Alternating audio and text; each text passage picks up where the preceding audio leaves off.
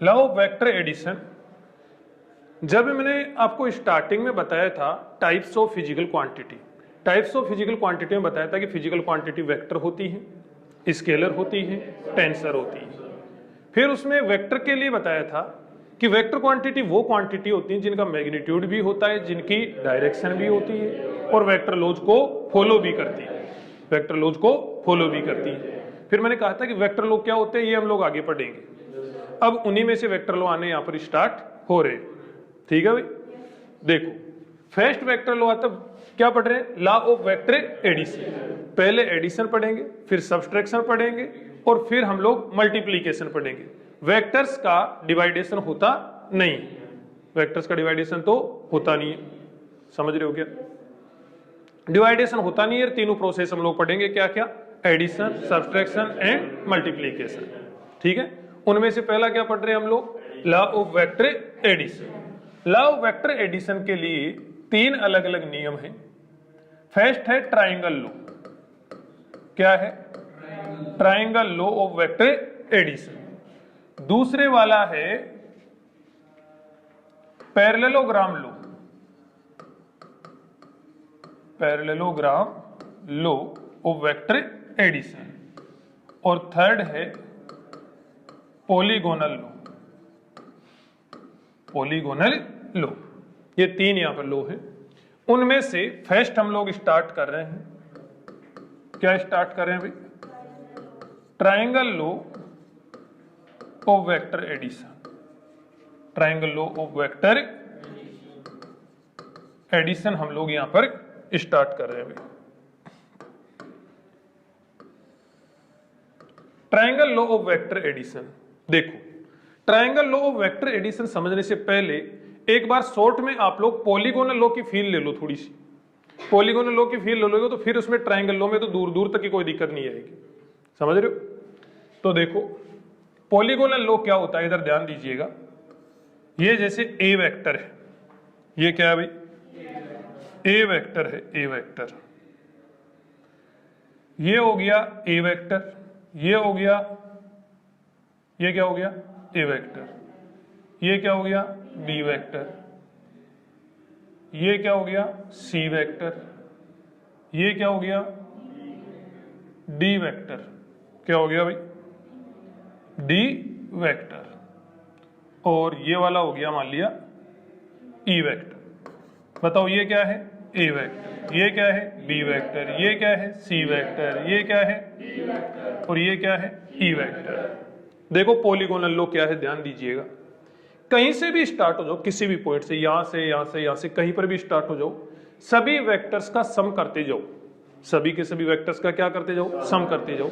बताओ कहां से स्टार्ट होना चाहते हो, एक ही टेल से स्टार्ट हो जाए, फिर बताओ एंटी क्लॉकवाइज जाना चाहते हो कि क्लॉकवाइज, जिधर तुम्हारी इच्छा उधर जा सकते हो, क्लॉकवाइज भी जा सकते हो और एंटी क्लॉकवाइज भी जा सकते हो।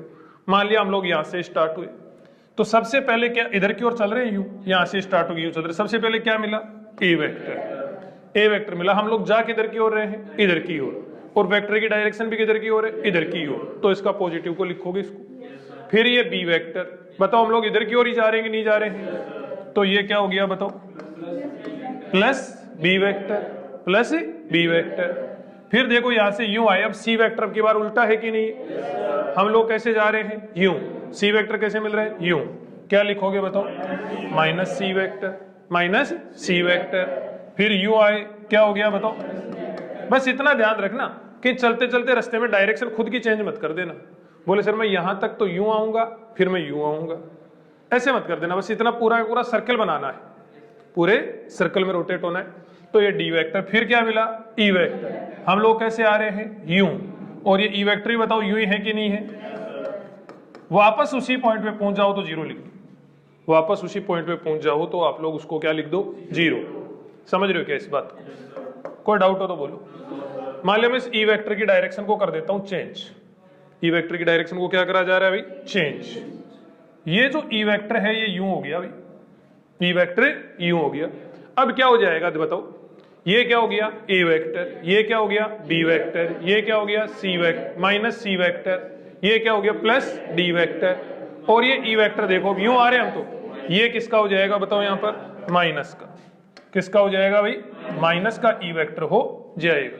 बताओ आप लोग समझ गए क्या? कोई डाउट हो तो बोलो, कोई खिचखिच हो तो बोलो। शाबाश। अब हम लोग किस पे आ रहे हैं, ट्राइंगल लो पर। किस पे आ रहे हैं भाई, ट्राइंगल लो पर।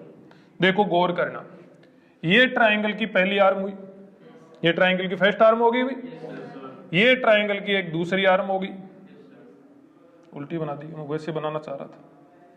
ये ट्राइंगल की दूसरी वाली आर्म होगी, फिर उसके बाद में ये एक ट्राइंगल की थर्ड आर्म होगी।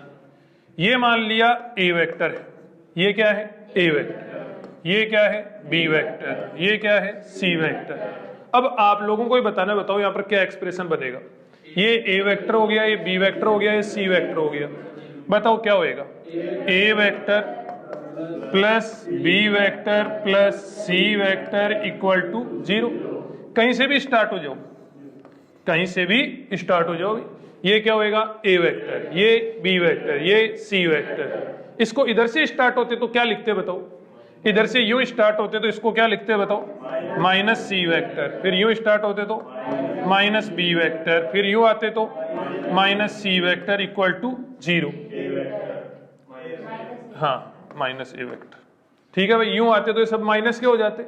अब दोनों साइड से माइनस मल्टीप्लाई कर सकते थे कि नहीं कर सकते थे, कर सकते दोनों साइड में माइनस मल्टीप्लाई, तो वापस यही बन जाता कि नहीं बन जाता, बोलो बताओ, समझ में आ रहा है क्या? तो ये ट्राइंगल लो है। क्या होता है ट्राइंगल लो, कि एक ट्राइंगल की आर्म्स के रूप में, एक ट्राइंगल की आर्म्स के रूप में अलग अलग वेक्टर अरेंज करे गए हो, तो उन सभी का वेक्टर सम कितना हुआ करता है, 0 होता है। लेकिन उसके लिए ध्यान ये रखना है कि वेक्टर सम करते टाइम पर जो अपनी डायरेक्शन में वेक्टर हो उसको तो क्या लिखोगे आप लोग, पॉजिटिव, और यदि अपनी अपोजिट डायरेक्शन में तो उसको क्या लिखोगे, नेगेटिव। कोई डाउट, कोई खिचखिच है? ठीक है, देखो इसकी कुछ प्रैक्टिस में आपको करवाता हूं, ध्यान दीजिएगा। कुछ डायग्राम से समझ रहे हैं भाई, ये तो आप लोगों ने अभी भी कराई है। ये क्या हो गया बताओ, ए वेक्टर, ये क्या हो गया बी वेक्टर, ये क्या हो गया सी वेक्टर। बताओ क्या होएगा, A vector plus B vector plus C vector equal to 0। Equal to क्या होएगा भाई, 0। बोलो बोलो क्या होएगा, सही लिखा है कि नहीं लिखा, बोलो। आगे ध्यान दीजिएगा, आगे कुछ क्वेश्चंस में काम में आएगा जो अभी अभी मैं बता रहा हूं। ये हो गया ए वेक्टर, ये क्या हो गया ए वेक्टर, ये हो गया बी वेक्टर, और ये हो गया जी सी वेक्टर। बताओ ये क्या है ए वेक्टर, ये क्या है बी वेक्टर, ये क्या है सी वेक्टर। मैथमेटिकल एक्सप्रेशन आप लोग खुद बना सकते हो क्या? बताओ क्या बनेगा, कहां से स्टार्ट होना चाहते हो, तुम्हारे मन में मर्जी है वहां से स्टार्ट हो जाओ। यहां से स्टार्ट हो गए, इधर की ओर आए, ए वेक्टर किसका आएगा बताओ, प्लस का। फिर यू आए तो सी वेक्टर किसका आएगा, माइनस का। फिर ये बी वेक्टर आएगा तो बी वेक्टर किसका आएगा, इधर से यू आए प्लस का, फिर यू आए तो ये माइनस का, फिर ये माइनस का, इक्वल टू क्या हो गया 0। तो ये वाला एक्सप्रेशन बनेगा। या फिर यूं कह सकते हैं कि ए वेक्टर इक्वल टू क्या बनेगा, B vector plus C vector. एक ही बात है कि नहीं है? अरे यस और नो, कोई डाउट हो तो बोलो, कोई खिचखिच हो तो बोलो। देखो अब एक पॉइंट और ध्यान देना आप लोग, ये मैंने एक वेक्टर बनाया, क्या बनाया, एक वेक्टर। ये एक दूसरा वेक्टर बनाया, ये एक दूसरा वेक्टर बनाया, और ये बना दिया मैंने एक तीसरा वेक्टर। ये 3 अलग अलग वेक्टर मैंने बनाए। ये है ए वेक्टर, ये है बी वेक्टर, और ये है सी वेक्टर। ये 3 वेक्टर मैंने यहां पर बनाए। यस और नो? अब इनको क्या करना है, इन पे अपने को ट्राइंगल लो लगाना है। इन पे अपने को क्या लगाना है, ट्राइंगल लो। समझ रहे हो इस बात को? इन पर अपने को ट्राइंगल लो लगाना है। तो देखो आप इनको अरेंज कर सकते हो, आप इनको अरेंज कर सकते हो। इसी को देखो गौर करना, इसको हम लोग ला रहे हैं इधर नीचे, यहां पे ले आए। ये क्या हो गया बताओ, ए वेक्टर। डायरेक्शन चेंज नहीं करी, मैग्नीट्यूड चेंज नहीं करा, नीचे ले आए। फिर इसको भी आप लोग इधर लाके अरेंज कर दो। ये क्या हो गया बताओ, बी वेक्टर। यदि यूं अरेंज होने की सिचुएशन आपको बनती लग रही है तो आप लोग सिचुएशन बना सकते हो।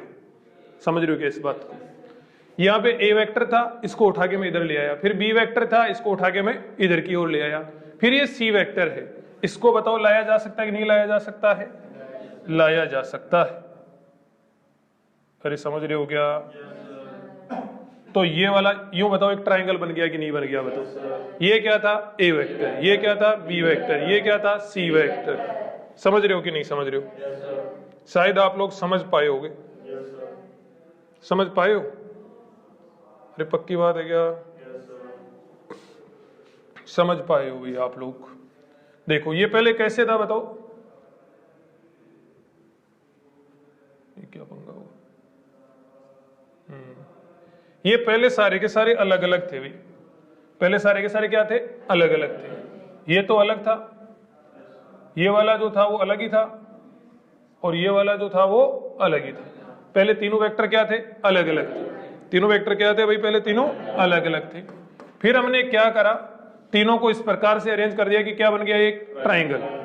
ए वेक्टर, बी वेक्टर और सी वेक्टर, जो कि तीनों अलग अलग दे रखे थे, इनको इस प्रकार से अरेंज कर दिया कि एक ट्राइंगल बन गया। ट्राइंगल बन गया तो अब बताओ इन तीनों वेक्टर्स के बीच में आप लोग एक रिलेशन बना सकते हो कि नहीं बना सकते हो? ये 1 नंबर पॉइंट हो गया, ये 2 नंबर और ये 3 नंबर। 3 नंबर में ये है कि ये ए वेक्टर है, बी वेक्टर है और सी वेक्टर है। तीनों को अलग अलग करके दे रखा है, तो इनके बीच में अपने को क्या चाहिए? एक मैथमेटिकल रिलेशन। ये कोई बहुत हाई लेवल की चीज नहीं है, ये बस सिर्फ आपको प्रैक्टिस करवाई जा रही है कि ऐसा भी कुछ होता है, ऐसा भी कुछ होता है। तो ये ए वेक्टर हो गया, बी वेक्टर हो गया, सी वेक्टर हो गया, इनको आप ऐसे अरेंज कर सकते हो कि यहां से क्या बन सकता है? एक ट्राइंगल। जब एक ट्राइंगल बन गया तो अब बताओ इनके बीच में रिलेशन बता सकते हो कि नहीं बता सकते हो? क्या रिलेशन बनेगा बताओ? आप लोग ही बताओ। यहां से स्टार्ट हो जाओ, इधर की ओर। A vector plus B vector minus C vector equal to 0, ये रिलेशन हो गया। या फिर क्या कह सकते हो? A vector plus B vector equal to C vector, ये भी आप लोग कह सकते हो। कोई डाउट हो तो बोलो। ये क्या था? ट्राइंगल लो।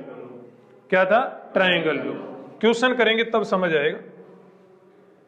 देखो भाई क्वेश्चन करते हैं।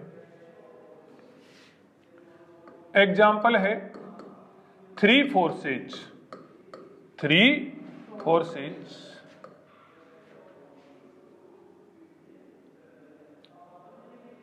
3 forces are acting on a particle as shown in figure, then find 3 forces acting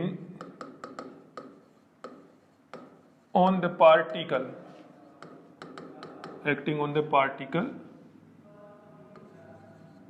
according to diagram के अकॉर्डिंग अप्लाई करे जा रहे हैं। Then velocity of particle.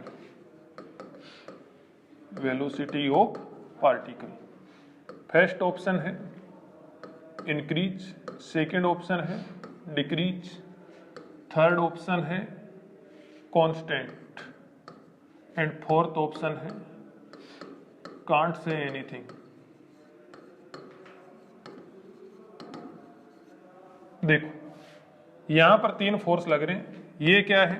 F vector, F1 vector, ये है F2 वेक्टर और ये है F3 वेक्टर। गौर करना क्वेश्चन क्या है। एक पार्टिकल पर 3 अलग अलग फोर्स लग रहे हैं।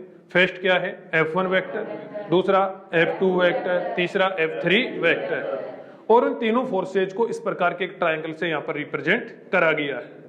एक ही पार्टिकल पे लग रहे हैं तीनों फोर्स।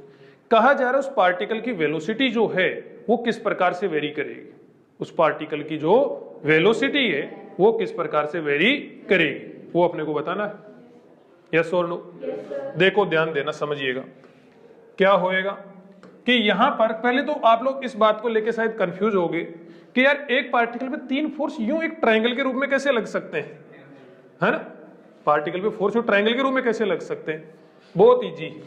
देखो ये लग रहा है ये हुआ एक पॉइंट, एक पार्टिकल है। F1 की डायरेक्शन किधर की ओर है बताओ?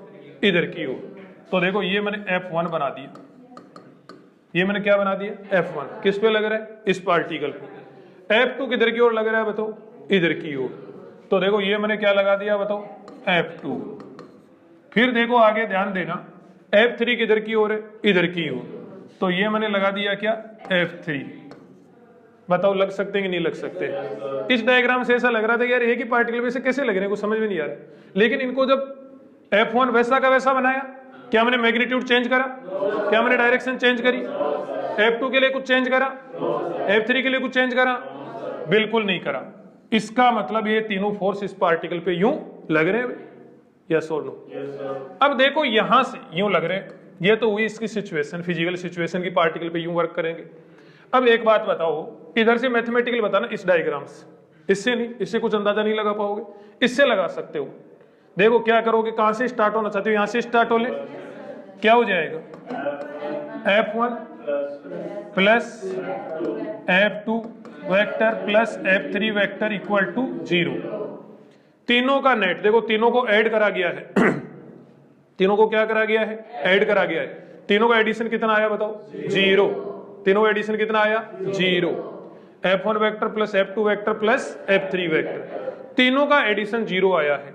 मतलब कहने का मतलब F net vector equal to कितना हो गया बताओ? 0। नेट फोर्स कोई लग रहा है क्या? अरे नेट फोर्स कोई लग रहा है क्या? तो एक्सीलरेशन कितना होगा बताओ? जब फोर्स नहीं है तो एक्सीलरेशन नहीं होगा, फोर्स ही नहीं है तो एक्सीलरेशन नहीं होगा। समझ रहे हो क्या इस बात? फोर्स ही नहीं है तो एक्सीलरेशन नहीं होगा। जब जब फोर्स हुआ है तब तब क्या हुआ है? एक्सीलरेशन हुआ है। हालांकि 100% गारंटी नहीं है, 98% गारंटी है। समझ रहे होगे? कई बार क्या होता है, एक बार गौर करो, जैसे कन्वेयर बेल्ट वगैरह होता है, कन्वेयर बेल्ट जानते हो? कन्वेयर बेल्ट जो होता है उसमें क्या होता है, फोर्स तो लग रहा होता है, फोर्स तो लग रहा होता है, लेकिन उसके बावजूद भी उसकी वेलोसिटी कांस्टेंट ही रहती है। अरे यस और नो? वेलोसिटी क्या रहती है? कांस्टेंट। हालांकि वहां पर फोर्स नहीं लगता, वहां पे टॉर्क लगता है, लेकिन टॉर्क भी तो कहीं ना कहीं फोर्स से ही तो निकल के आता है। वहां पे फोर्स नहीं लगता, क्या लगता है कन्वेयर बेल्ट में? टॉर्क। लेकिन टॉर्क भी किससे निकल के आता है? फोर्स से। फोर्स होगा तब जाके टॉर्क होएगा, फोर्स होगा तब जाके टॉर्क होएगा। तो फोर्स लगता है, फोर्स लगता है, उसके बावजूद कन्वेयर बेल्ट की स्पीड क्या रहती है? कांस्टेंट। यस और नो? स्पीड कांस्टेंट रहती है तो एक्सीलरेशन क्या हो गया? 0। लेकिन वहां पर एक्सीलरेशन कौन सा 0 होता है? यार बिना फालतू टेंशन में ला दूंगा मैं तुमको अभी अभी। वहां पर एक्सीलरेशन कुछ अलग टाइप के एक्सीलरेशन होते हैं, ठीक है? जो नॉर्मल एक्सीलरेशन वगैरह होते हैं वो होते हैं, तो वो अभी टेंशन में लाने से कोई मतलब नहीं है। तो बात ऐसी है कि यहां पर एफ नेट कितना है? 0 है। जब एफ नेट 0 है तो पक्की बात है कि एक्सीलरेशन क्या होएगा? 0। एक्सीलरेशन क्या होएगा? 0। और एक्सीलरेशन 0 होने का मतलब ही ये होता है कि वेलोसिटी क्या रहती है? एक्सीलरेशन 0 होएगा तो वेलोसिटी 0 होएगी क्या? मुझे ये बताओ। एक्सीलरेशन 0 होएगा तो वेलोसिटी 0 होएगी क्या?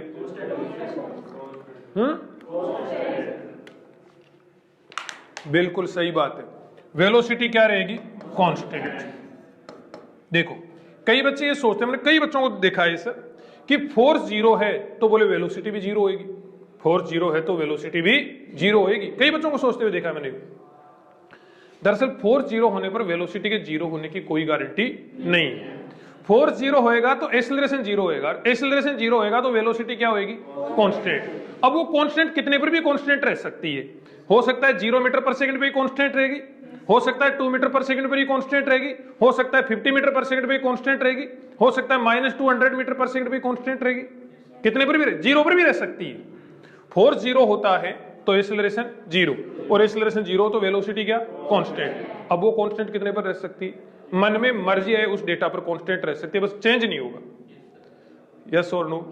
तो फोर्स एफ नेट 0 होने पर बताओ वेलोसिटी 0 हो सकती है क्या? हो सकती है। यस और नो? एफ नेट 0 होने पर वेलोसिटी 0 हो सकती है क्या? बिल्कुल हो सकती है। वेलोसिटी पॉजिटिव हो सकती है क्या? हो सकती है। वेलोसिटी नेगेटिव हो सकती है क्या? हो सकती है। वेलोसिटी कुछ भी हो सकती है, लेकिन जो भी होगी वो चेंज नहीं होगी, वो चेंज नहीं होगी। तो देखो यहां पर वेलोसिटी क्या है? कांस्टेंट। वेलोसिटी क्या है? कांस्टेंट। कौन सा ऑप्शन टिक करोगे? थर्ड। अरे यस और नो? इनके अकॉर्डिंग जो एक्सप्रेशन बनाया तो एफ नेट 0 आ गया, एक्सीलरेशन 0, एक्सीलरेशन 0 तो वेलोसिटी क्या होगी बताओ? कांस्टेंट। कोई डाउट हो तो बोल दो। नेक्स्ट क्वेश्चन करें भाई। नेक्स्ट क्वेश्चन है अपने पास में, इफ ए वेक्टर प्लस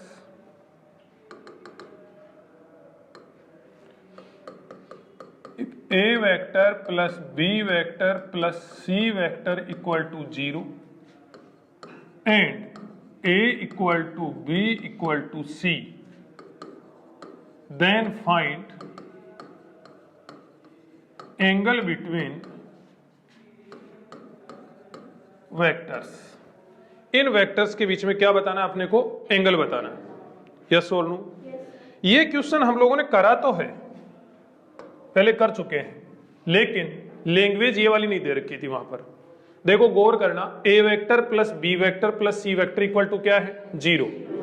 मतलब A vector plus B vector plus C vector equal to 0 है, तो तीनों के तीनों बताओ एक ट्राइंगल को रिप्रेजेंट करेंगे कि नहीं करेंगे? एक लूप में रिप्रेजेंट करेंगे कि नहीं करेंगे? तीनों का बताओ, तीनों एक लूप में ट्राइंगल को रिप्रेजेंट करेंगे? यस और नो? तीनों एक लूप में ट्राइंगल को रिप्रेजेंट करेंगे। तीनों में से कोई सा एक भी उल्टा होएगा क्या? तीनों में से कोई सा एक भी उल्टा होएगा क्या? कैसे कही ये बात? तुम लोगों ने क्या देख के बताया कि एक भी उल्टा नहीं होएगा?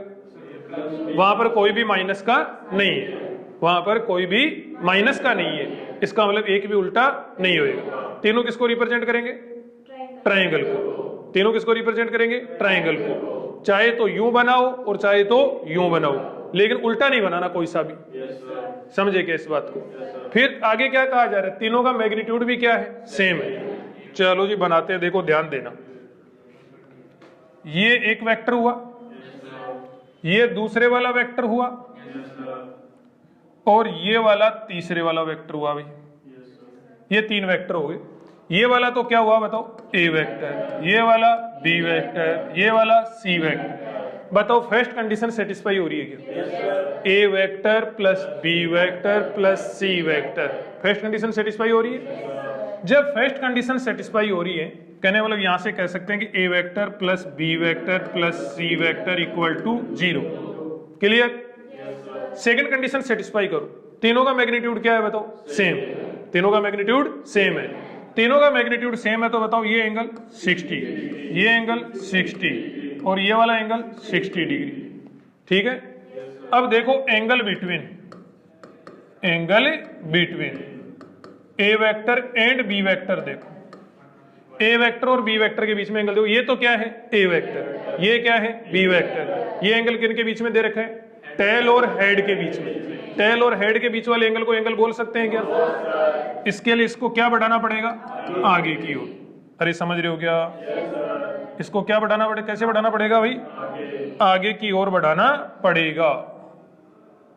इसको आगे की ओर बढ़ाना पड़ेगा। मार्कर से बनाते तो ज्यादा ठीक रहता है। इसको ए वेक्टर को अपने को आगे की ओर बढ़ाना पड़ेगा।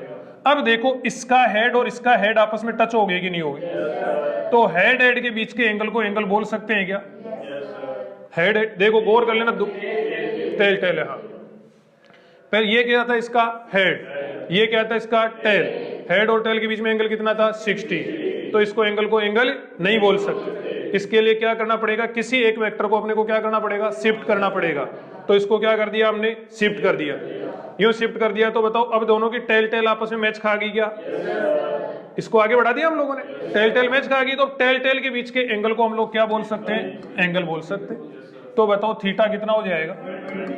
120। नहीं तो एक बात और ध्यान दे लो, सीधा सिंपल कल मैंने बताया था कि यदि एंगल किन के बीच में दिया जाए? टेल और हेड के बीच में दिया जाए, तो नेट एंगल पता करने के लिए, वेक्टर्स के बीच में एंगल पता करने के लिए जो एंगल दिया हुआ होता है उसको कितने से माइनस कर दो? 180 में से माइनस कर दो। तो देखो अगला ध्यान देना, B vector and C vector के बीच में बताओ भाई, बी वेक्टर और सी वेक्टर के बीच में बताओ, ये बी वेक्टर है ये सी वेक्टर है, इनके बीच में भी एंगल कितना है? 60 है। तो बताओ कितना हो जाएगा ये? 120। रीजन टेल और हेड के बीच में कितने में से माइनस करना पड़ेगा? 180 में से माइनस करना पड़ेगा। नहीं तो क्या कर सकते हो? किसी भी वेक्टर को, इसको चाहो तो इधर शिफ्ट कर दो और फिर ये वाला एंगल टेल टेल के बीच का बता दो, या फिर इसको चाहो तो इधर की ओर शिफ्ट कर दो और फिर ये वाला हेड हेड के बीच का एंगल बता दो। यस और नो? देखो आगे उसके बाद में क्या बच गया? A vector and C vector. A vector and C vector, ये रहा ए वेक्टर, ये रहा सी वेक्टर, इनके बीच में भी एंगल बताओ, टेल और हेड के बीच में ही है कि नहीं है? टेल और हेड के बीच में है, कितना दे रखा है बताओ एंगल? 60 डिग्री। 60 डिग्री एंगल दे रखा है तो क्या करना पड़ेगा? 180 में से माइनस। कितना हो जाएगा 120 डिग्री आंसर। बोलो कोई डाउट हो तो बोल सकते हो। ठीक है जी, नेक्स्ट क्वेश्चन करते हैं। नेक्स्ट क्वेश्चन करे जाए, ठीक ठाक सा क्वेश्चन है। If A vector plus B vector equal to C vector, if A vector plus B vector equal to C vector and magnitude of A vector equal to magnitude of C vector and A vector and C vector are perpendicular to each other. Find angle between. Find angle between vectors. ये अपने पास में question है। Question समझ में आ रहा है क्या? 2 मिनट का टाइम दिया जा रहा है, करके बताओ। आप लोगों को करके बताना है।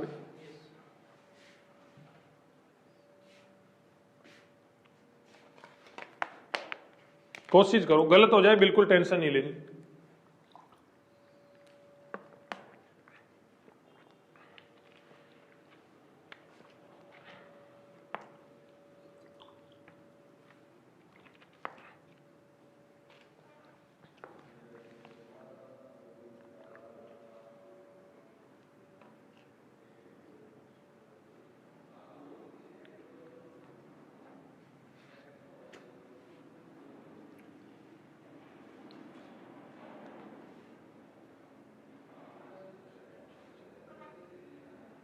करके बताओ, करके बताओ। देखिए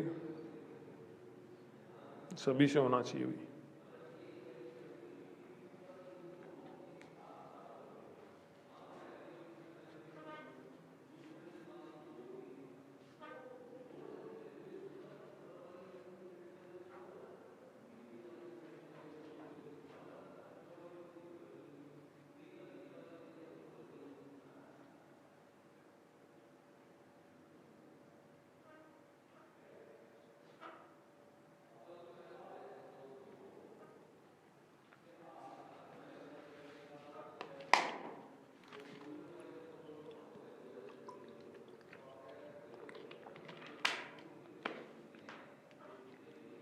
मैं बताऊं,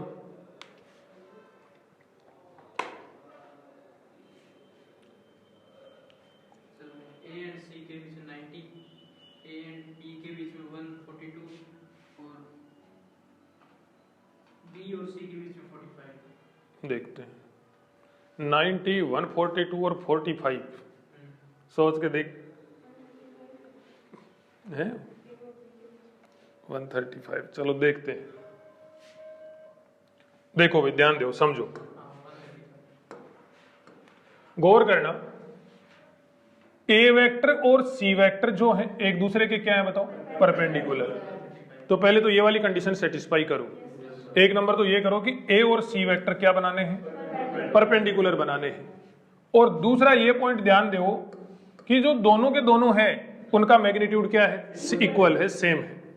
तो दो इक्वल लेंथ की लाइन बनाओ। जितनी लेंथ इसकी बनाई उतनी लेंथ किसकी बना दी, इसकी बना दी। टेढ़ी होगी क्या? टेढ़ी होगी, काफी टेढ़ी होगी। ये हो गया क्या बताओ, किस इसको क्या नाम दे, ए वेक्टर नाम दे दे, कुछ भी दे सकते हो, या इसको ए वेक्टर नाम दे सकते हो। ये क्या हो गया, ए वेक्टर। ये क्या हो गया, सी वेक्टर। बोले सर आपको कैसे पता लगा कि इसी को ए वेक्टर देना है, इसको सी वेक्टर? नहीं, कुछ पता नहीं लगा, आपके मन में मर्जी है वैसे नाम दे सकते हो। फिर देखो गौर करना, आगे दो कंडीशन सेटिस्फाई कर दी। क्या, दोनों को परपेंडिकुलर बना दिया और दोनों का लेंथ क्या बना दी, सेम, क्योंकि मैग्नीट्यूड सेम था। अब थर्ड कंडीशन सेटिस्फाई करो। देखो A vector plus B vector equal to क्या है, सी वेक्टर है। A vector plus B vector equal to क्या है, सी वेक्टर। इसको मैं यूं लिख दूं, A vector plus B vector minus C vector equal to 0। तो आपको कोई एतराज है क्या? अब देखो इसका मतलब एक ट्राइंगल तो बनेगा, एक ट्राइंगल तो बनेगा। A vector plus B vector minus C vector equal to 0 है, इसका मतलब पक्की बात है ट्राइंगल तो बनेगा। अब आप सोचोगे सर कैसे ट्राइंगल बनेगा, कैसे ट्राइंगल बनेगा? सी और बनाते हैं। देखो सी या तो यूं आएगा, बी, ए और सी तो बना ही चुके, बी या तो यूं आएगा या फिर इसका उल्टा आएगा, यस और नो, दोनों बना के देख लो, बिल्कुल टेंशन नहीं लेनी। ए बना ही चुके, सी बना ही चुके, बी बनाना है, बी को एक बार यू बना लिया, बी को यू बना लिया, देखिए अपने वाली कंडीशन सेटिस्फाई होती है क्या? ये तो होगी वैसे, मैं चाह रहा था कि गलत हो ये जिससे तुमको थोड़ा समझ में आए। ये क्या हो गया? ए वेक्टर, ये क्या हो गया? सी वेक्टर, हम लोगों ने ये क्या बना दिया? बी वेक्टर बना दिया। ये क्या हो गया बताओ? देखो ट्रायंगल लो लगा के देखो, यहां से यू स्टार्ट हुए ए वेक्टर, फिर इधर की ओर यू आए बी वेक्टर, फिर इधर की ओर यू आए तो minus C vector equal to क्या हो जाए? जीरो। उसी पॉइंट पे वापस पूछते जीरो। बताओ समझ में आएगी नहीं आएगी?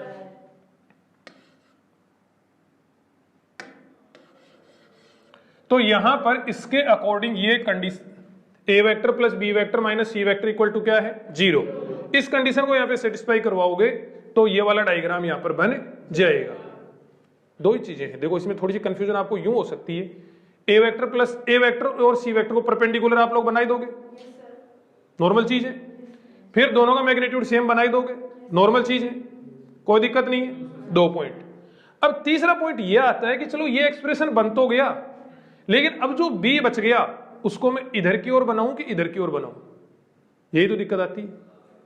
अरे यस और नो, इधर की ओर बनाया जाए कि इधर की ओर बनाया जाए, उसके लिए एक बार तो इधर बना के देख लो और एक बार इधर बना के देख लो, सीधा सिंपल है। एक बार इधर बना के देखो और एक बार इधर बना के देखो, जिसमें कंडीशन सेटिस्फाई होती है वही डायग्राम रख लो, वही डायग्राम रख लो। देखो ये एंगल कितना है? 90। ये एंगल कितना है? 90। ये दोनों आर्म सेम है, तो इसके सामने का एंगल और इसके सामने का एंगल सेम होएगा। दोनों आर्म की ये जितनी आर्म, इस आर्म की जितनी लेंथ है वही लेंथ इस आर्म की है, तो इसके सामने का एंगल और इसके सामने का एंगल दोनों सेम होंगे। सेम होंगे तो ये कितना हो गया बताओ? 45। और ये भी कितना हो गया बताओ? 45। ठीक है भाई। पहले देखो A vector and B vector के बीच में एंगल देखो, theta equal to, A vector कहां पर है? ये रहा। बी वेक्टर कहां पर है? ये रहा। यहां पर ए वेक्टर और बी वेक्टर के बीच में एंगल कितना दे रखा है? 45। लेकिन थोड़ा ध्यान से, ये एंगल किन के बीच में दे रखा है? टेल और हेड के बीच में। टेल और हेड के बीच वाले एंगल को एंगल बोलते हैं क्या? कितने में से माइनस करना पड़ेगा?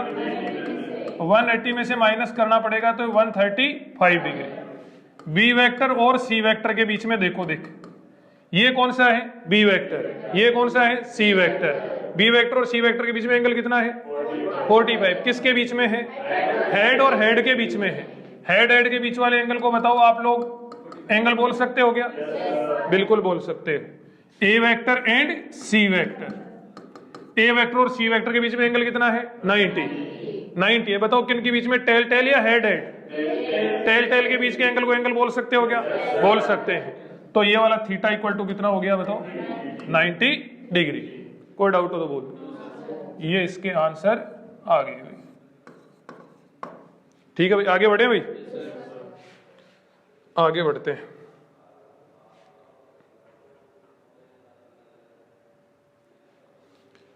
लिखो,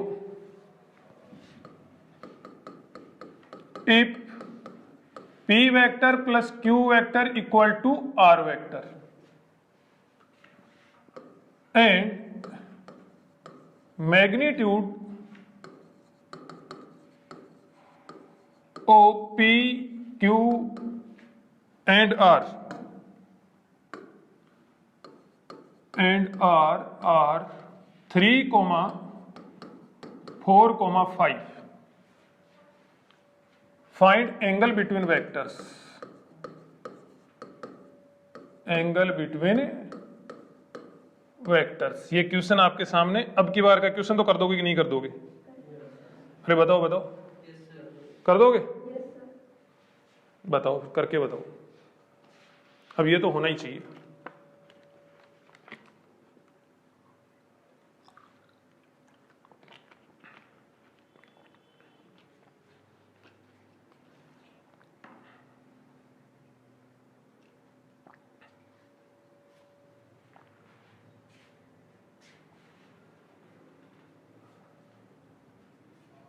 दो मिनट नहीं दी जाएंगी इसके लिए, 1 ही मिनट दी जाएगी। हालांकि मैंने टाइमर 2 मिनट का लगा दिया, लेकिन टाइम 1 ही मिनट का है।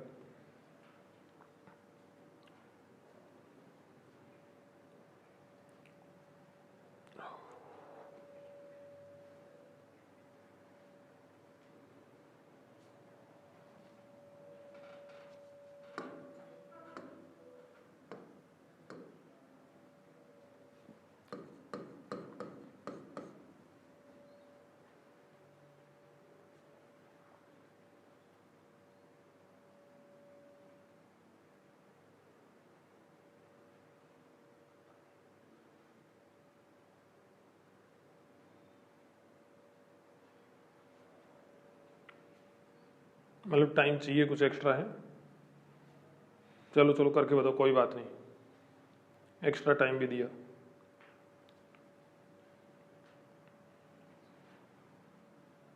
आगे सर 53 90 37 53 90 37। Yes sir. देखो समझो, P vector plus Q vector equal to R vector, और इनका मैग्नीट्यूड कितना है? P Q and R. P Q R जो है वो मैग्नीट्यूड कितना दे रखा होगा? पी क्यू आर का 3 4 5। मतलब एक ट्राइंगल बनाना है आपको, कितने का बनाना है बताओ? 3 4 5 का। 3 4 5 का ट्राइंगल जानते हो आप लोग? ये कितना हो गया? 3, ये कितना हो गया? 4, और ये कितना हो गया? 5। 3 वाला कितना है बताओ? 3 किसका है? P का। थोड़ा ध्यान से, 3 किसका है? P का। तो P इक्वल टू कितना हो गया बताओ? 3। फिर Q का कितना है बताओ? 4, तो Q इक्वल टू 4। फिर ये क्या हो गया बताओ? R। ये जो आगे मैग्नीट्यूड दे रखा था कि PQR का मैग्नीट्यूड 3 4 5 है, ये एक ट्राइंगल को रिप्रेजेंट कर रहे हैं। किसको रिप्रेजेंट कर रहे हैं? ट्राइंगल को। ये तो लिखा ही नहीं है कहीं पे। अच्छा हाँ, ये दे तो रखा है expression, P vector plus Q vector equal to क्या दे रखा है? R vector. तो देखो क्या हो जाएगा? P vector plus Q vector minus R vector equal to 0। Yes और नो? 3 वेक्टर हैं, क्या है? 3 वेक्टर, और आगे कितना हो रहा है मिला के? 0। 3 vector P vector plus Q vector minus R vector equal to 0 है। आगे मिला के 0 हो रहा है, 0 हो रहा है, इसका मतलब ट्राइंगल तो बनेगा। ट्राइंगल तो बनेगा। यदि इन 3 वेक्टर्स का सम, 3 वेक्टर्स का सम 0 ना हो, 0 ना हो, तो फिर ट्राइंगल नहीं बनेगा। समझ रहे हो क्या? 3 वेक्टर से, चाहे यहां पर प्लस आए चाहे माइनस आए, चाहे तीनों प्लस आ जाए, चाहे तीनों माइनस आ जाए, चाहे 2 माइनस आ जाए, चाहे 2 प्लस आ जाए, कैसे भी कर करा के 3 वेक्टर जो हैं वो कितने के इक्वल हो जाए? 0 के इक्वल। तो पक्की बात है कि उससे क्या बनेगा? तीनों से ट्राइंगल बनेगा। यदि यहां पर क्या हुए कि ऐसा हो जाता P vector plus Q vector minus R vector equal to मान लिया C vector plus D vector हो जाता, तो बताओ इन तीनों को मिलाने से ट्राइंगल बनता क्या? चांस ही नहीं था। यदि मान लिया इसकी जगह पर हो जाता 2i कैप, तो बताओ ट्राइंगल बनता है क्या? चांस ही नहीं था। यदि इसकी जगह -2j कैप, ट्राइंगल बनता है क्या? चांस ही नहीं था। इसकी जगह हो जाता q वेक्टर, बताओ ट्राइंगल बनता क्या? नहीं बनता। किसी भी कंडीशन में यहां पर ट्राइंगल बनने वाला नहीं था। अरे समझ में आया क्या? लेकिन यहां पर 3 वेक्टर मिलके क्या बना रहे हैं? 0। तो इसका मतलब क्या बनेगा यहां पर? ट्राइंगल। कितने का ट्राइंगल? 3 4 5 का ट्राइंगल। तो ये 3 4 5 का ट्राइंगल हमने यहां पर बना दिया। 3 वाले को क्या बोलना है? P, 4 वाले को Q, 5 वाले को R। तो ये 3 4 5 का ट्राइंगल बना के PQR इनको नाम दे दिया। अब अपनी कंडीशन सेटिस्फाई करो, P vector plus Q vector minus R vector, मतलब P वेक्टर और Q वेक्टर हैं वो तो एक साइड में है, और R वेक्टर क्या है उनका? उल्टा। यस और नो? P वेक्टर और Q वेक्टर तो क्या है? एक साइड में। तो देखो एक काम करो, ये तो क्या हो गया बताओ? P वेक्टर, यूं बना दिया। ये क्या हो गया बताओ? Q vector, Q vector. और R वेक्टर कैसे बना दो इनका? उल्टा। देखो जरूरी नहीं आप लोगों ने भी सोल्व करा क्वेश्चन, हो सकता है कि आप लोगों ने मेरे से अलग डायग्राम बनाया हो। यस और नो? लेकिन आंसर मेरे वाले आएंगे यदि आपने सही करा है तो। समझ रहे हैं मेरी बात को? तो देखो गौर करो आप लोग, P वेक्टर ये क्या हो गया? P वेक्टर, ये क्या हो गया? Q वेक्टर, ये क्या हो गया? R vector. इन दोनों को तो एक डायरेक्शन में बना दो, R को क्या बना दो? जस्ट उसका उल्टा, उल्टा बना दो। ये हमने करा है। 4 के सामने वाला कितना होता है? 53, 3 के सामने वाला 37, R के सामने वाला ये 5 के सामने वाला 90। पहले देखो P vector and Q vector के बीच में देखो, P वेक्टर कहां पर है? ये रहा। Q वेक्टर कहां पर है? ये रहा। इनके बीच में एंगल कितना हो गया? 90 हो गया भाई। P vector and R vector के बीच में देखो, देखो गौर करना, P वेक्टर कहां पर है? ये रहा। R वेक्टर कहां पर है? ये वाला। इनके बीच में एंगल कितना है? 53। क्या टेल टेल के बीच में है कि नहीं है? टेल टेल के बीच में है कि तो एंगल को एंगल बोल सकते हो क्या? हेड हेड वाले को एंगल बोल सकते हो क्या? कब एंगल को एंगल नहीं बोल सकते? जब एंगल हेड और टेल के बीच में दिया जाए। लेकिन ये तो किसके बीच में दिया हुआ है? टेल टेल के बीच में। तो इसको आप लोग एंगल बोल सकते हो। और फिर कौन से वाला बच गया, Q vector and R vector.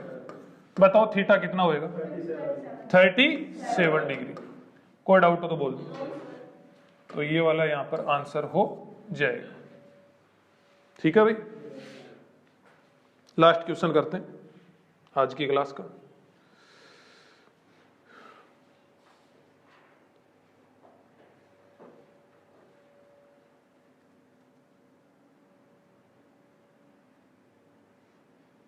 लिखो, if A vector plus B vector plus C vector equal to 0, if A vector plus B vector plus C vector equal to 0 and A vector equal to B vector, दोनों का magnitude क्या दे रखा है, same दे रखा है, and C vector का जो मैग्नीट्यूड है वो √2 times of magnitude of A vector दे रखा है। Find angles.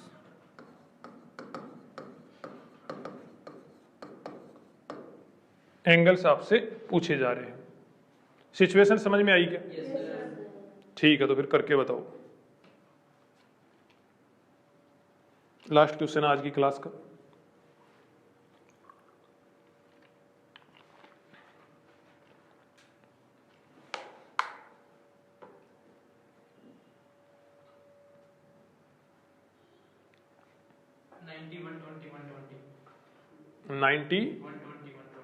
नाइन्टी 120 120 बिल्कुल गलत जवाब।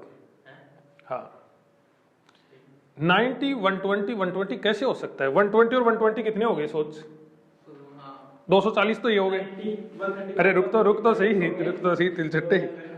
सोचा तो कर, तू क्या बोल रहा है? 120 और 120 240 तो वहीं पे पहुंच गए भाई। 90 135 135। ठीक है, मान ली तेरी बात।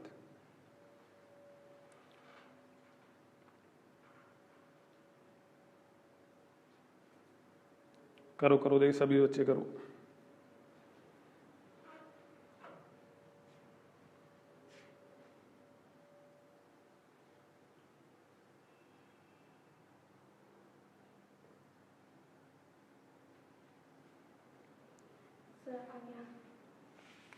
ठीक है,